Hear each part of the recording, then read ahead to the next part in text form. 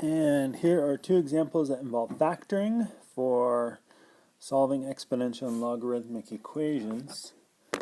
So we have, here's our equation, and first we're going to combine these logs. So log of something plus log of something will be, we can combine what we're taking the log of, and they get multiplied.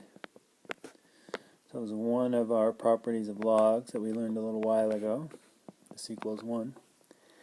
And at this point, you see how I have log, this is log base 10 of this equals 1. So we know we have base, we have exponent, and we have answer. So we know that 10 to the 1 equals what we are taking the log of. And we are solving, we're going to have a quadratic, an x squared. So let's multiply everything out and see what happens. Foiling, so x squared minus x plus 2x minus 2. And you know that if you have a quadratic, you need 0 on one side, and we'll try to factor. Hopefully that works.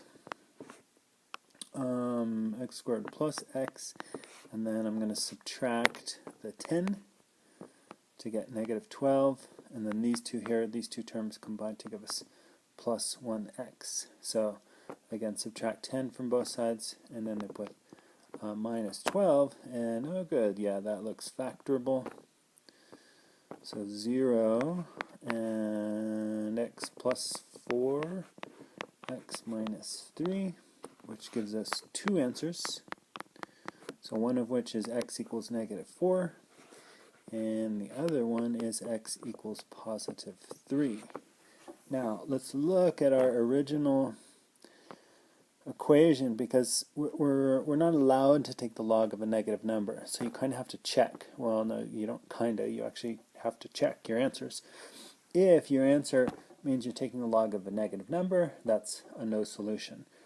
So when we take negative 4, you see if you put negative 4 in here or here, in both situations you'd be taking the log of a negative number. So even though the math shows us that it works, it wouldn't work in our original equation.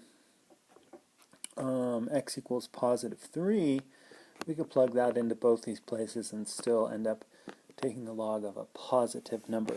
So remember, we can't take the log of a negative number. If we look at the graph of logarithmic equations, they look like this. Notice how the domain is only positive numbers, nothing in the negative zone. So our answer to this question would be 3. Next step. So this is an exponential, not logarithmic, but exponential equation. And this e to the 2x here we can think of as e to the x squared minus e to the x minus 6. So there's this thing that is usually called U substitution, where you have an equation that is complicated and you simplify it by saying, all right, here we have e to the x, but because that's so confusing for me to look at, I'm going to say let u equal e to the x. So I'm just rewriting this equation as u squared minus u minus 6 equals 0, keeping in mind that this is actually an e to the x. So this looks solvable. I'm going to factor, I'm going to get two values, we're going to take a look, see if they work, that kind of thing. Let's see what happens. Minus 6, so maybe a minus 3, and plus 2. So this is factorable, and I can say, alright, so I pretended that e to the x was u, so that I had an equation that was simple enough that I could actually factor it, and then I wouldn't forget that I was actually talking about this. So we got e to the x minus 3 and e to the x plus 2 equals 0. If you look at this and you see that it would factor that, great. This is just sort of a trick that we can use that makes this type of difficult equation easier for us. So 2 answers, let's see what happens. This would tell us e to the x equals 3, I bet we can figure that out. And this would tell us e to the x equals negative 2. That's looking impossible, but let's see. So when we are faced with this situation, when we want to solve for x, we could take the natural log of both sides. So natural log gives us x equals natural log of 3. Calculator, I'm grabbing right now.